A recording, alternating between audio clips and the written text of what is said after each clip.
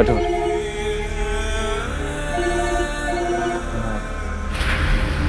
Hello. इतना समय लगता है फोन उठाने में, बेवकूफ लड़की।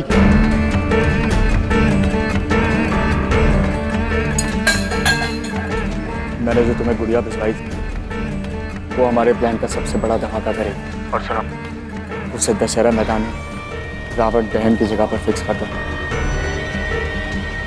ध्यान रहे, गलती की कोई गुंजाइश नहीं।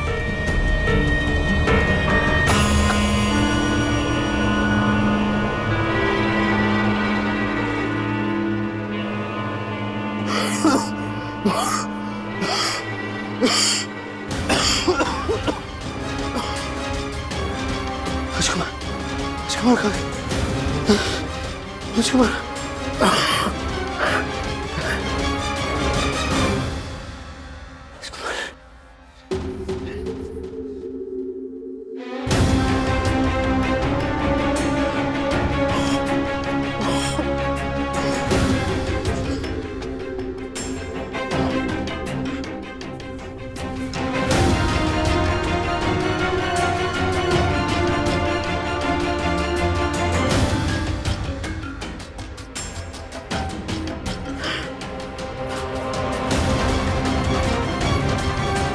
संध्या, संध्या, संध्या, उठो संध्या, संध्या, उठो। राकेश, संध्या उठो।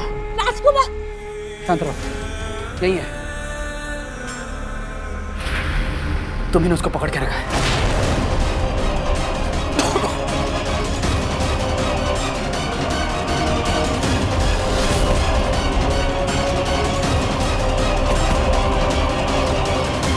उठ, उठ, उठ।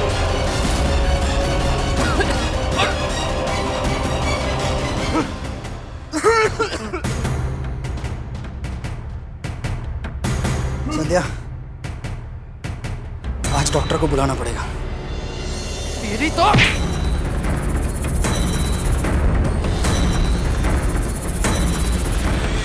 मुझ पर हाथ नहीं उठा सकते।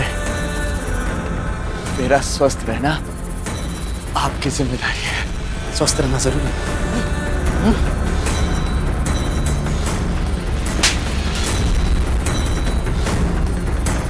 ये मेरा जवाब है, समझा? ये मेरी टीम को तकलीफ देने के लिए। अब तुझे तेरी सही जगह दिखाता हूं। चल।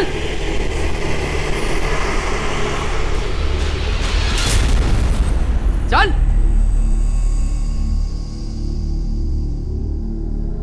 मेरे बेहोश होने से पहले क्या कुछ हुआ था, ठीक से याद नहीं आ रहा है।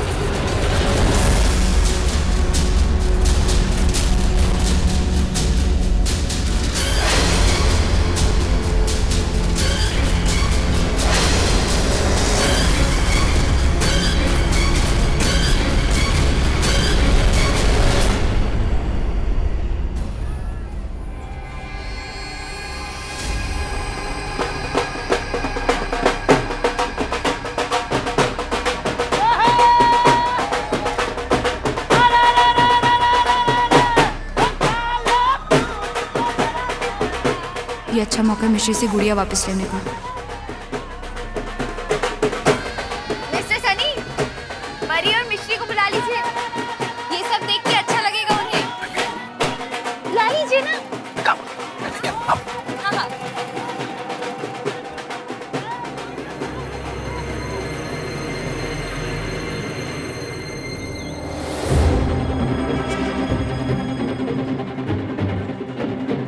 Thank God. अब मुझे किसी भी हाल में इसे वापस लेना होगा।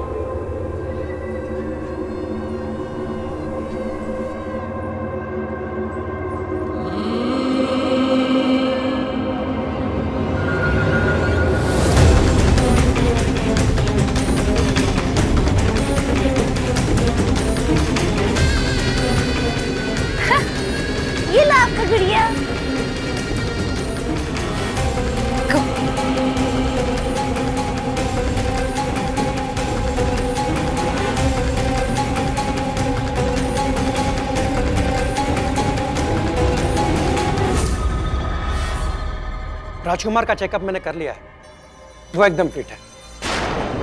Thank you doctor. मैं चलता हूँ।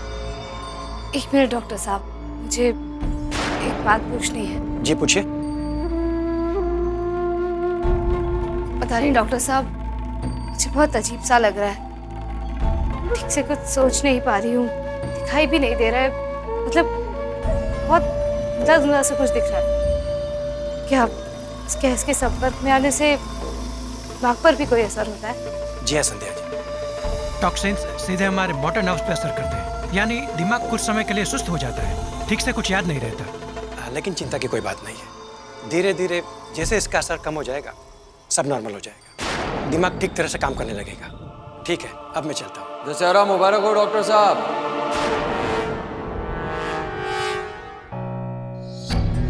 दशहरे की बहुत बहुत शुभकामनाएं डॉक्टर साहब।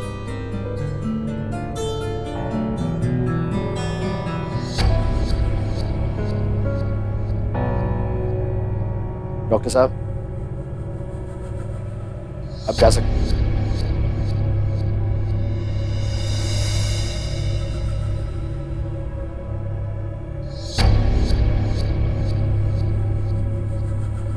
साकिर, इसे कैसे पता कि आज दशहरा है? संध्या, इसकी बातों पर ध्यान मत दो। ये हमारे साथ खेल रहा है। संध्या, 7 दिन में फांसी लगने वाली है इसे। अपने दिन तो गिन ही रहा होगा वो। दूसरी बार भागने में नाकाम रहा ही है, इसलिए अपनी हार को छुपाने के लिए सब उठपटांग हरकतें कर रहा है। जिसे तुम मेरी हार समझ रहे हो, वो तुम्हारी बंद आंखों के सामने मेरी एक बड़ी जीत है। सपने में भी नहीं सोच सकते तुम कि मैं यहां से बाहर जाकर वापस भी आया हूं।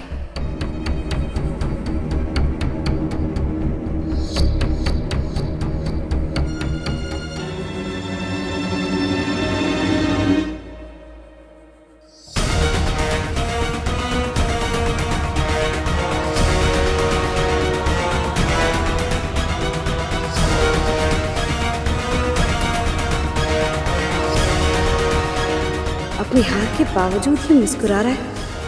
कोई जलाहट, कोई परेशानी नहीं, कोई ना कोई बात जरूर है।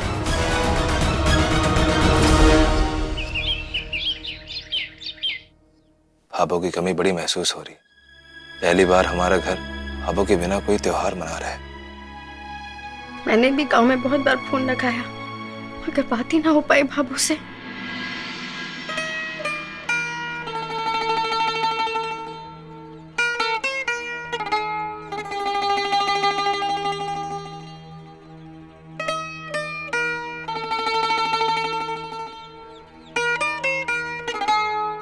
क्या हुआ संध्या जी? आपकी आंखों को क्या हुआ? सूजी सूजी सी लग रही हैं आज। बस ऐसे ही। बाबा साहब, हम सब तैयार हैं, दशहरे की रस्म शुरू करें? नहीं बेंदनी, अभी परिवार पूरा ना हुआ। एक सदस्य का आना बाकी है। पापा सब पापा मासा के गई हुई है, एमिली अपने घर है, बाकी सब तो हम यही हैं। और कौन रहता है? सब्र रख।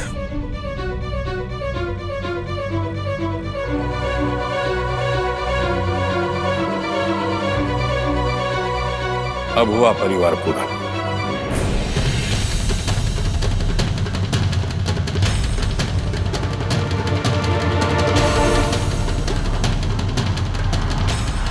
प्रेमा, बैठे क्यों खड़ी है? अंदर आ जाओ।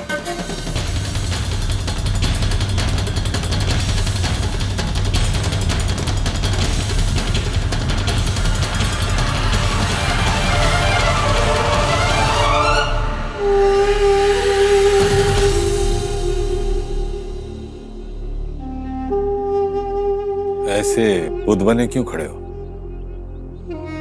ढोक दो मारे और दशहरे का अपना अपना तोहफा ले जाओ।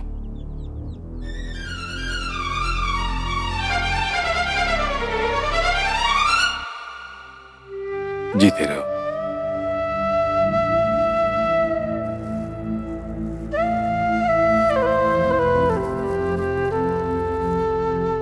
ले बेटा।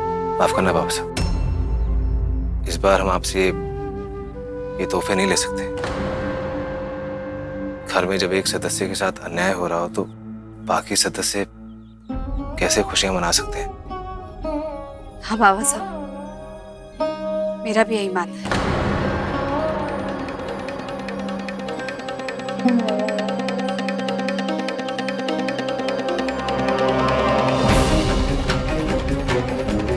जीते रहो।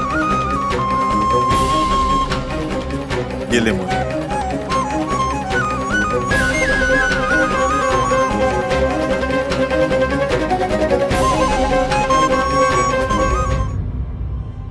तुम लोग आ जाओ।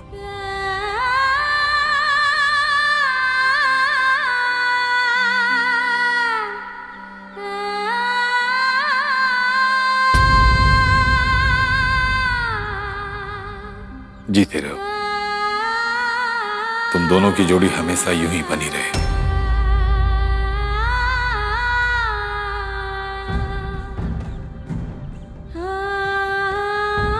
विक्रम, ये थारे लिए प्रेमा। विक्रम की पसंद की है। जा ये वाली साड़ी पहन के आ जा, हमें रावण दहन के लिए निकलना है। चाचा जी, इतना लाड प्यार, ये सारी, ये सब देने के लिए बहुत बहुत धन्यवाद। पर मैं आप लोगों के साथ ना जा पाऊंगी। वो दरअसल भीड़ भाड़ से मारे को घबराहट हो गए है, डर लगे है। बाबा साहब, प्रेमा जी ठीक कह रही हैं। ऐसी हालत में उनका वहां जाना ठीक नहीं होगा। ठीक है, तुम यहीं रुक जाओ। बाबा साहब, मैं चलती हूँ। ठीक।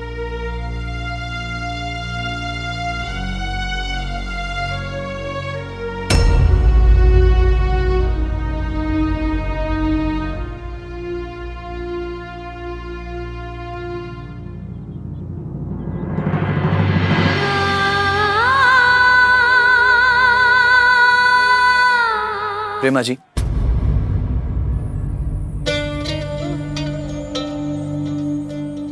प्रेमा जी, वो मुझे आपसे कुछ पूछना था। जिस तरह सबके सामने इस घर में हमारे इस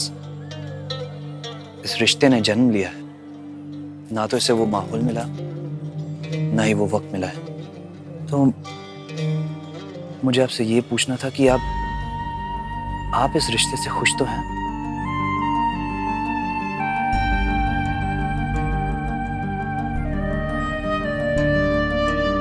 पर विक्रम जी, मैं जब भी मीना जी के बारे में सोचती हूँ मुझे बहुत दुख होता है।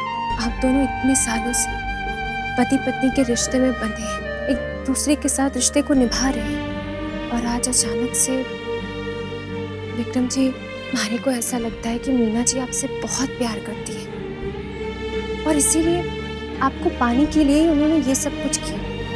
विक्रम जी, अभी भी देर ना हुई है, आप चाहें तो अपना फैसला बदल सकते हैं। प्रेमा जी, रिश्ते कितने दिन निभाए गए ये मायने नहीं रखता, रिश्ते किस तरह निभाए गए ये जरूरी होता है।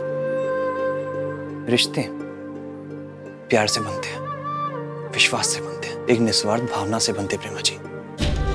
और ये सारे एहसास मुझे सिर्फ आपसे होते हैं।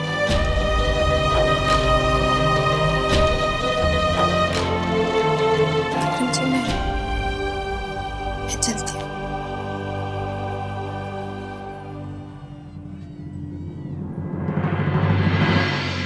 वाह बाबा साहब, वाह, क्या तोहफा दिया मुझे दशहरा का।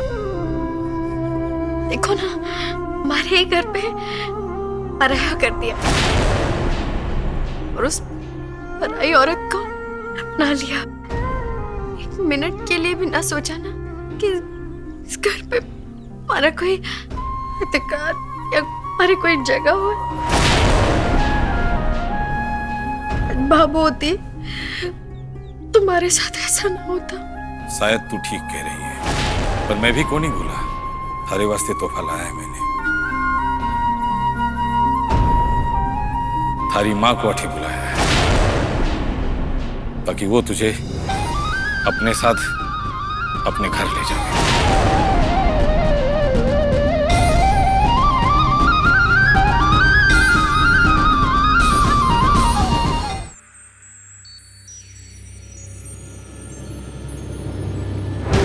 मीनड़ी, ये गजब हो गया मीनड़ी।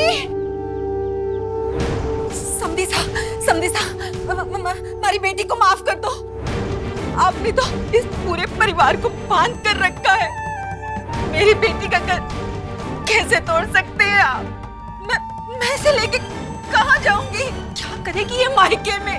इससे भूल हुई है, मैं मानती हूँ, लेकिन मेरी बेटी दिल की बहुत सच्ची है समधी जी। आप इसे माफ कर दीजिए। मैं वादा करती हूँ आगे से कभी कुछ ऐसी गलती नहीं करेगी समधी जी। आप इसे माफ कर दीजिए।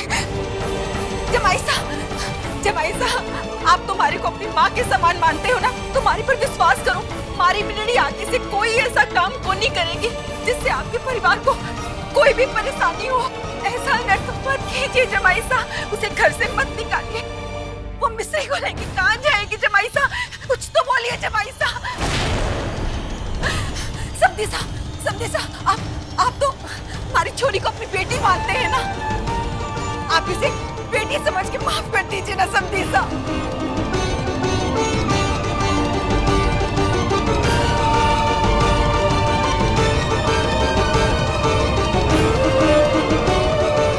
समधन सा, हाथ जोड़ने से कुछ हासिल को नहीं होगा। जिस रिश्ते में विश्वास और प्रेम ही को नहीं बचा, उस रिश्ते को रखने से क्या फायदा? देखिए, इस विषय पर हमारे घर में एक लंबी बहस हो चुकी है। अब मैं और किचकिच को नहीं चाहता।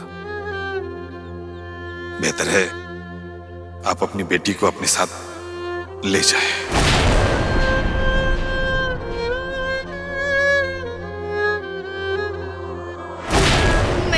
नहीं बाबा साहब, ये हमारा घर है, मुझे घर से मत निकालो। मैं सचमुच अब कुछ नहीं करूंगी।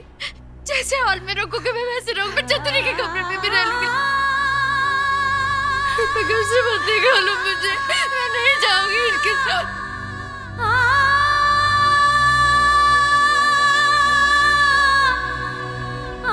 बाबा साहब, मैं ब्याह के आई थी, अरे अर्थी जाएगी यहाँ से।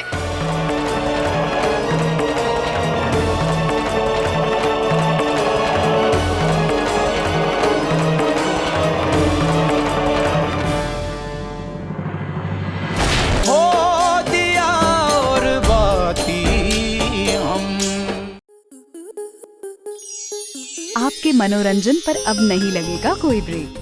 स्टार प्लस के बेहतरीन शोज देखने के लिए लाइक, शेयर और सब्सक्राइब करें स्टार प्लस यूट्यूब पेज को।